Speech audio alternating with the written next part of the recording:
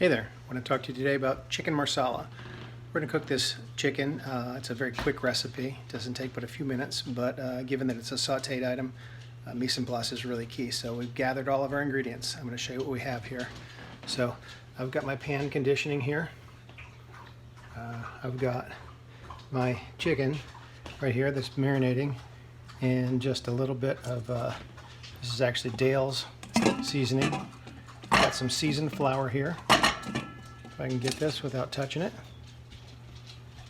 This other chicken has already been coated in flour, and literally all you want to do is roll this around in the flour. For a sauteed item like this, it's very simple.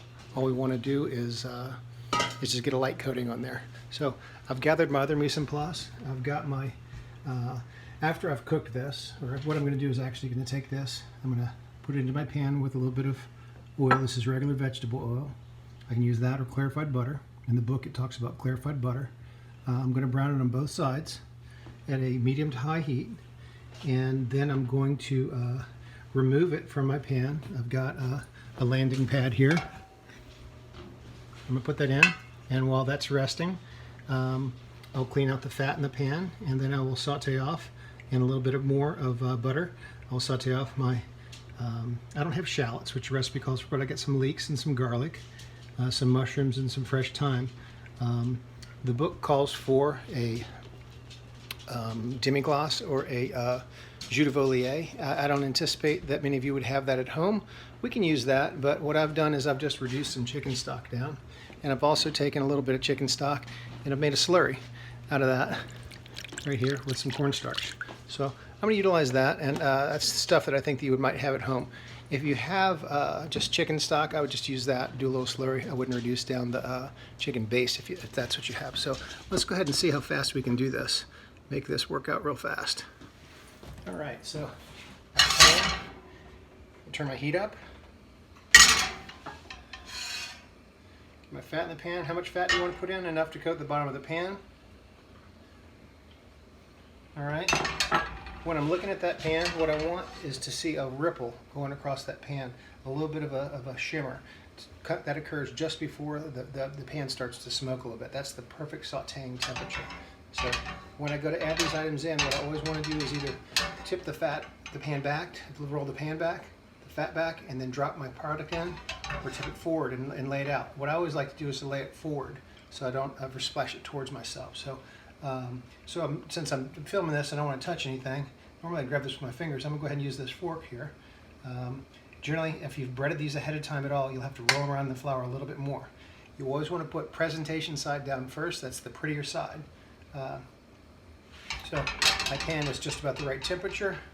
I can see it's not quite there yet. So when I'm doing this, at this point, if I'm waiting on my pan, what I want to do is to consider reviewing my mise en place, make sure I have all the tools that I need and everything else.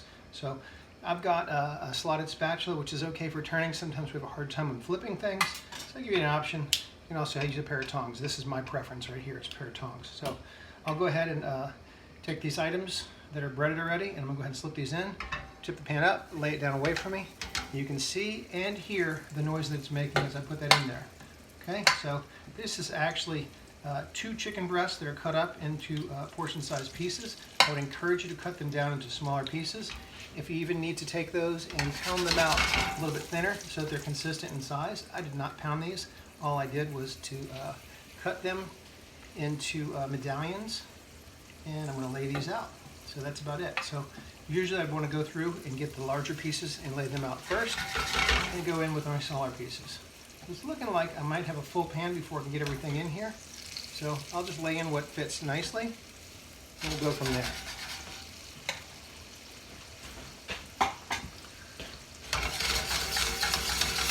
So if your pan is hot enough, it's not going to stick at all.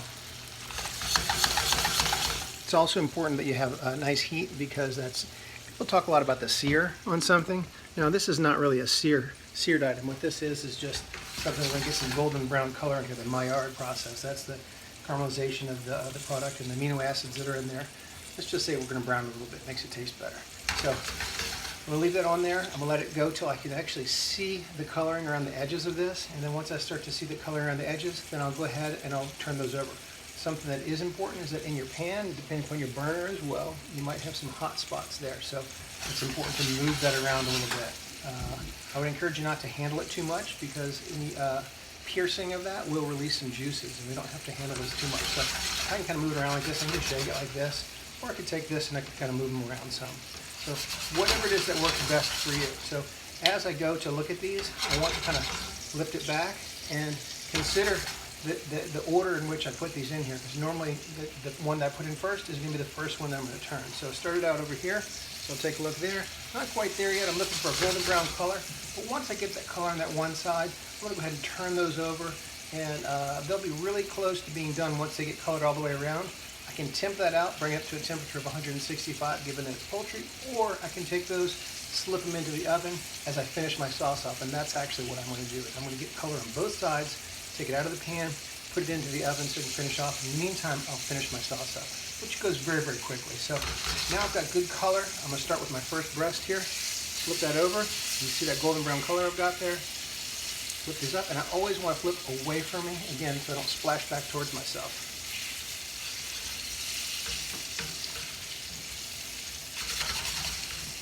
So I'll get you some color here. That's a nice color. So that's what we're always going for. Reasons why we would not have good color in our pan: two reasons. We overloaded the pan, or we didn't have the temperature high enough. So it's always important that we start out really high, and don't put too much in your pan. You want to maintain that heat. That's referred to the recovery time. So we want to keep that temperature going really nice and hot. So in the meantime, I'm looking at this. I'm saying, okay, my temperature is good. If I see smoke coming up at all, I want to turn my heat down.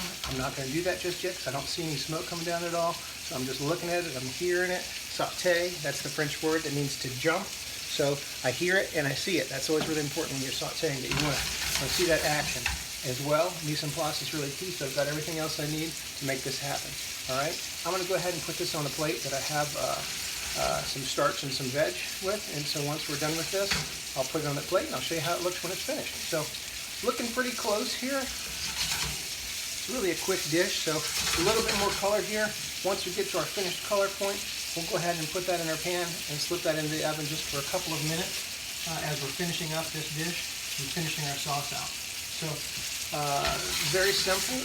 I do actually have some Marsala wine to make a Marsala sauce, but if I didn't have Marsala wine, I could use just about anything to deglaze this with. I could squeeze a lemon in here, I could put some orange juice in here. Starting to see some smoke coming up. Turn my heat down a little bit. So something with some acid in it helps out. And then I'll put my liquid, my medium. Then I'm going to go for some consistency, and that consistency can come through reduction or come through some type of thickener. So if I had a brown sauce or a demi-glace, both those have roux in it. If I was looking at a glace de viande, that's reduction, or a glace de volaille, which is actually what this is, a reduced chicken stock with some cornstarch added, and my other reduced chicken stock here. So that would give us plenty of thickening, actually maybe a little bit too much. So I'm ready to go ahead and remove this from the pan now. We'll go ahead and take these out. One thing that I did not have in my mise en place right now was a pan to add my fat into, to dump my fat into. So I'm going to step off camera for a second here.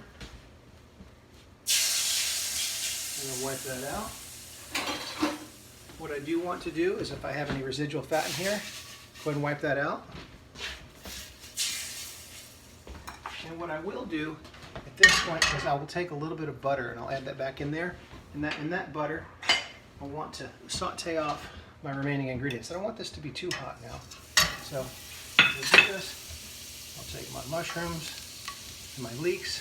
I'll hold off to put my garlic in there because it's smaller. It'll cook a little bit faster.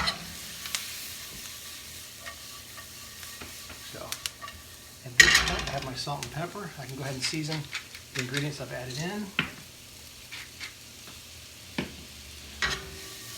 And all we're going to do is get a little bit of color. We're hoping that if there's any debris that's left in that pan, this sautéing of these items that will release some juices, and that will actually allow us to make a sauce and get the good flavor that was left over in that pan there. So on this part, I can actually go ahead and raise my temperature up just a little bit, because I do want to get some color on here and release, again, any juices that are in here, as well as caramelizing them a little bit. So One thing to keep in mind when you're sauteing something, looking for color, you don't want to move it around constantly. If you're like saying making hash browns and you're stirring, all you're going to do is break those apart. So you got to be really careful with that. So one thing that I may want to have considered to put those leeks in a little bit after that, but they were kind of mixed up. So I'm going to wait till I get a little bit of color, and before I get too much color on those leeks, I'm going to go ahead and I'm going to deglaze it with my wine that I've got. Now you could use white wine here if you wanted to. You could use orange juice, you could use lemon juice like I mentioned earlier. So anything that works for you, that's great to do. So in the order of the size of the ingredients, I've added my ingredients in. So I have my mushrooms and my leeks. Now I'm going to go ahead and add in my thyme and my garlic. I'm going to give that a quick stir.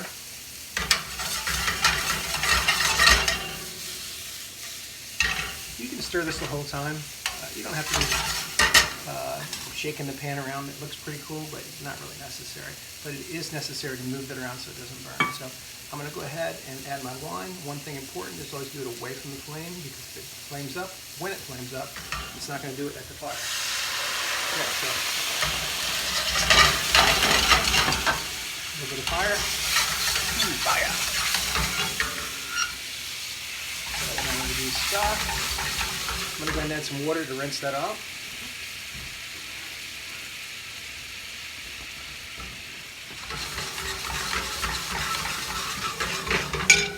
And I've got my slurry here. You guys didn't remind me I was supposed to put this in the oven.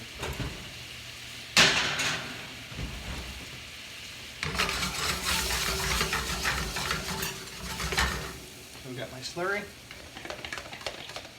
I'll add some of this in. Be very careful when you use a slurry. It will not thicken until it boils. And if you add too much, it will only thicken once it comes to a boil. So that's always really key. Moving around is very important, just like that. So I'm looking for, again, dime-sized bubbles. A touch more. Your slurry.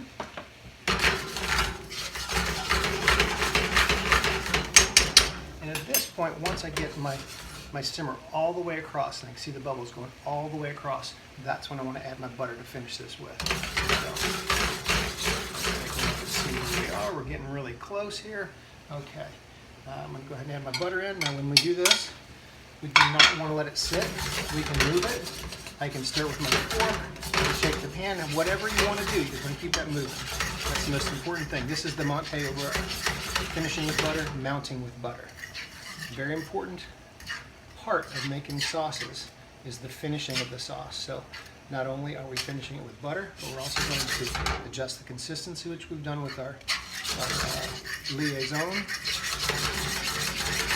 We want to taste it finally at the end. I'll turn my heat off, and then I'll give this a taste to evaluate where we're at.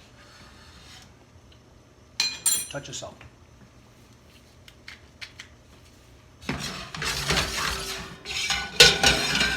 That's looking really good.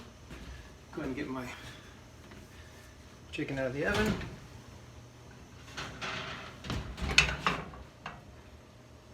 Now, I can use that finger test for doneness on this as well. For time's sake, I'm not going to temp this out. I know which piece of this is done. So this would be rare, medium well. So I'm going for somewhere right around here, around medium to well.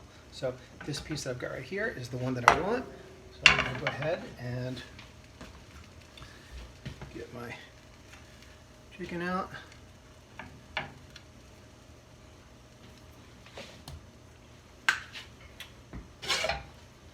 Of course, I use this as my tasting spoon. I'm at home, so I wouldn't do this if I was serving you.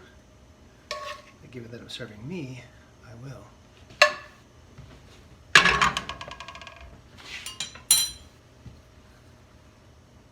My garnish on here. These are some garlic chives from my garden. Put it all over. And there you have it. Our 15-minute chicken marsala. Hope you guys enjoy. Have fun. Bye-bye.